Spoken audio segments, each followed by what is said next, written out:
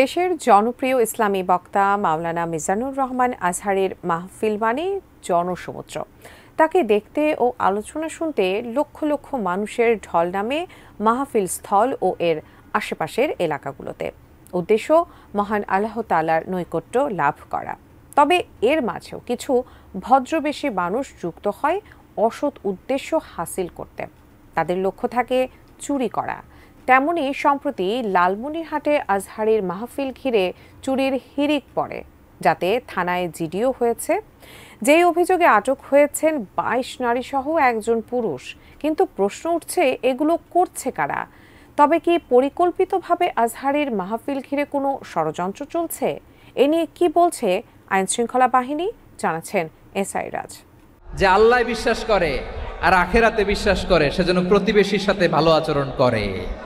আমরা যে বার্তাগুলো, ইনস্ট্রাকশনগুলো, দিক নির্দেশনাগুলো আপনাদের খেদমতে রাখি, এগুলো মেনে চলুন। আপনিই পারেন আপনার ঘরটাকে জান্নাতের টুকরা বানাতে। পতিত আওয়ামী লীগ সরকার ক্ষমতায় থাকাকালীন দেশের বাইরে নির্বাসিত ছিলেন দেশবরেণ্য মুফাসসির ডক্টর মিজানুর রহমান আজহারী।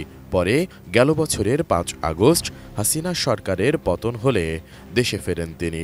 এরপর দেশের মানুষের আগ্রহে প্রতিটি বিভাগে মাহফিল শুরু করেন তিনি, যার ধারাবাহিকতায় ১৮ জানুয়ারি লালমনিরহাটে একটি মাহফিলে অংশ নিয়েছিলেন মিজানুর রহমান আজহারী।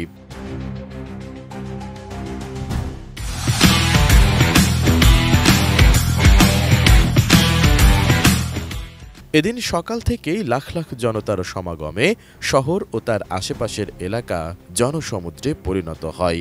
জোহরের নামাজের পর বয়ান শুরু করেন আজহারী। আল্লাহর কাছে মনোনীত, গ্রহণযোগ্য, অ্যাকসেপ্টেড ধর্ম মতাদর্শ একটা, সেটা হলো ইসলাম। ইসলাম ছাড়া অন্য কোনো ধর্ম যদি কেউ তালাশ করে, তার ওই ধর্ম আল্লাহ গ্রহণ করবে না।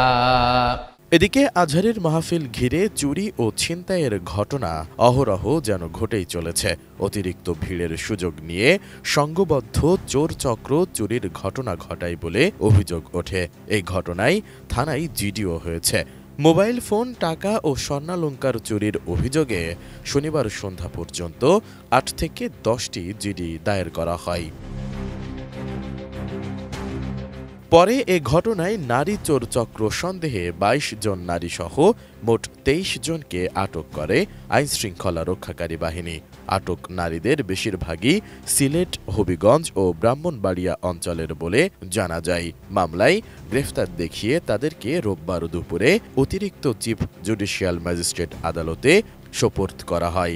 পরে তাদেরকে কারাগারে পাঠানোর আদেশ দেন বিচারক। ভুক্তভোগীরা জানান, অতিরিক্ত ভিড়ের মাঝে সংঘবদ্ধ চোর চক্র কৌশলে মোবাইল, টাকা ও স্বর্ণালংকার হাতিয়ে নেয়। অনেকেই কিছু বুঝে ওঠার আগেই চুরির শিকার হন। বাইরের জেলা থেকেও অসংখ্য চোর চক্র তারা দলবদ্ধভাবে এসে এই অপ্রীতিকর ঘটনা এবং এই চুরির কার্যাবলী সম্পন্ন করে। এ বিষয়ে লালমনিরহাটের এই পুলিশ সদস্য বলেন, এখন পর্যন্ত বেশ কয়েকটি অভিযোগ পাওয়া গেছে। এ ঘটনার তদন্ত চলছে। ২২ জন মহিলাকে স্বর্ণালংকার চুরির অভিযোগে আটক করা হয়েছে। তাদেরকে জিজ্ঞাসাবাদ করা হচ্ছে এবং তাদের বিরুদ্ধে আইনানুগ ব্যবস্থা গ্রহণ করা। এসআই রাজ, এটিএন নিউজ।